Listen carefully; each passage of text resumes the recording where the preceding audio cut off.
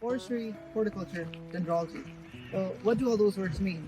Well, obviously it has to do with trees and plants and stuff, but what does it mean to us? Why should we care about them? And if we do care, why? How can we help? All these questions will be answered shortly. But let's first look at some of the history and background of forestry, just to understand what we're learning.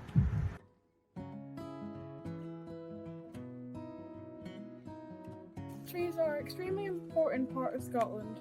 They're home to millions of species around the world. They trade carbon dioxide for oxygen, allowing us to breathe, and they supply food. They are also present in our daily lives, perhaps more than you think. You probably use wooden pencils in school. Guitars are also wooden, and so are drums. Wood is also needed in the production and smelting of metals. So if you think of any metal things around you, the chances are that they're also needed wood to be made. It's tough to think that none of these things would be possible without trees, right? Let's pass the scene on to Wed Tiggins. He is a wood enthusiast and he has studied different types of wood at the University of Shrub. Let's listen to what he has to say. As humans, we started using wood for tools hundreds of thousands of years ago. The earliest recorded instance of this is the Clacton spear found in Clacton-on-Sea, dating back 400,000 years. The long spear, 4 meters long, is now found in the National History Museum in London. During the Neolithic period, from around 4300 BC to 2000 BC, humans started using metals such as bronze and needed wood for more than just tools and heat. The increase in an agrarian society meant that wood was being exploited at a rate that was actually damaging their environment for the first time, and humans started having to invade foreign territories to take advantage of this material. Once upon a time, basically all of Scotland was covered in trees. Many old Gaelic folklore has stories with trees and forest in them, which clearly makes a huge part of our history. But Scotland nowadays is associated with large areas of grass and plain land. So what happened? With the arrival of the first foresters over 6,000 years ago, these woodlands started to deplete. They were further emptied when rich landowners decided that it would be better value to clear forests in order to start farming sheep. Forests were being depleted around 4,000 years ago, even with the limited amount of stuff they could do back then. We can do so much more now, and the demand for wood is much higher.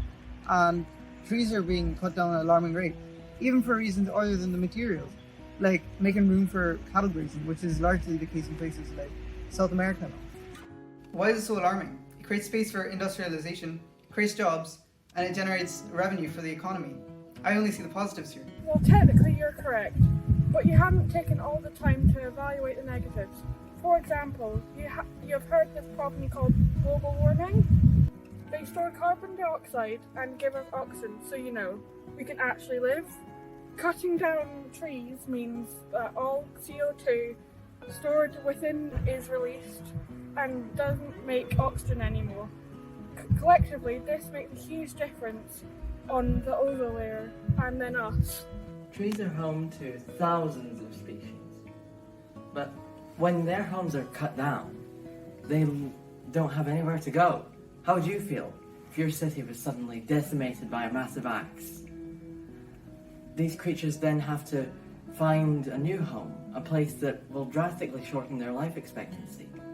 This has happened in the world tenfold, but particularly in Scotland, we have lost too many species and are in danger of losing so many more.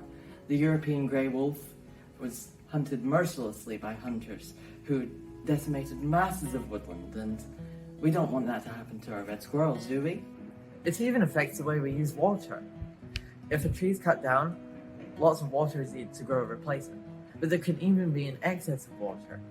You see, by cutting a tree down, you're breaking up the environment's natural cycle where the tree's roots absorb the water in the soil. Because of this, you see an increased risk of flood in many deforested areas.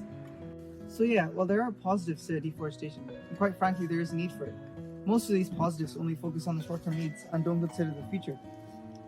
While we should still exploit forestry, we should do it in a controlled manner, because at this rate, it's very likely that we won't have any rainforests in the next 100 years, and all the biodiversity will also be lost within.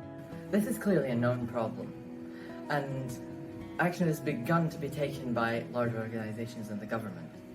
The amount of forest landmass in Scotland has increased from 6% at the end of last century to 18% today. Scotland has 7 of the 10 largest areas of forest in the UK, with the largest being Galloway National Park, which has the same landmass as the city of Austin in Texas. Although this is a step forward, it's not all perfect yet. For example, in Scotland, growing trees is an industry which is a way to increase profits.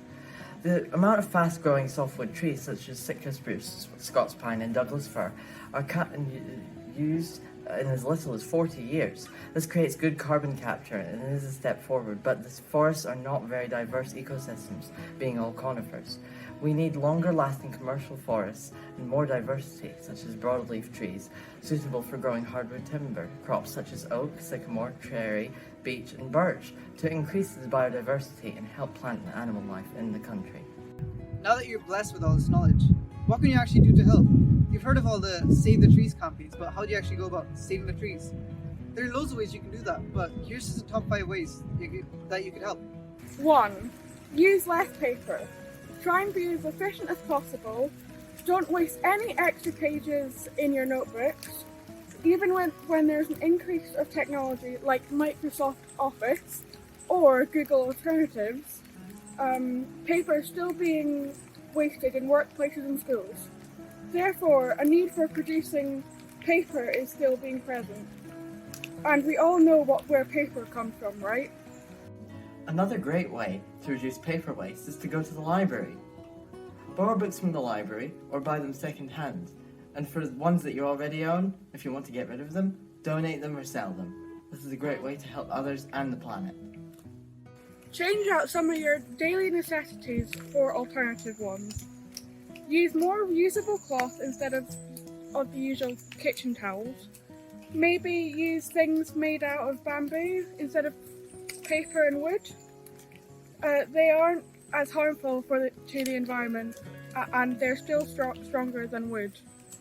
And instead of buying things online, maybe see if they're available locally to save packaging waste. Of course, it's not always that easy. So if you need to buy resources made out of wood or paper, make sure that they're ethically sourced by looking for the FSC symbol on products. It may seem obvious, but plant trees. If everyone did it, we'd make a huge difference. And taking care of your plants is a great way to relax. It improves productivity, creativity, and focus. You don't have to be like this guy and plant 20 million trees to make a difference. If everyone did it, it would really help. Visit forests. This is a great way to motivate yourself to make a difference. Visit national parks and spend time with nature. It's therapeutic and has many health benefits. Make sure to stay on the trails though, as trekking off the paths can damage the surrounding nature. We're almost done. Just one more thing. Don't let this information fly over your head. We can only make this change for the better if we do something about it together. So think about the little differences you can make in everything you do. Thank you for listening. You may go. Class dismissed.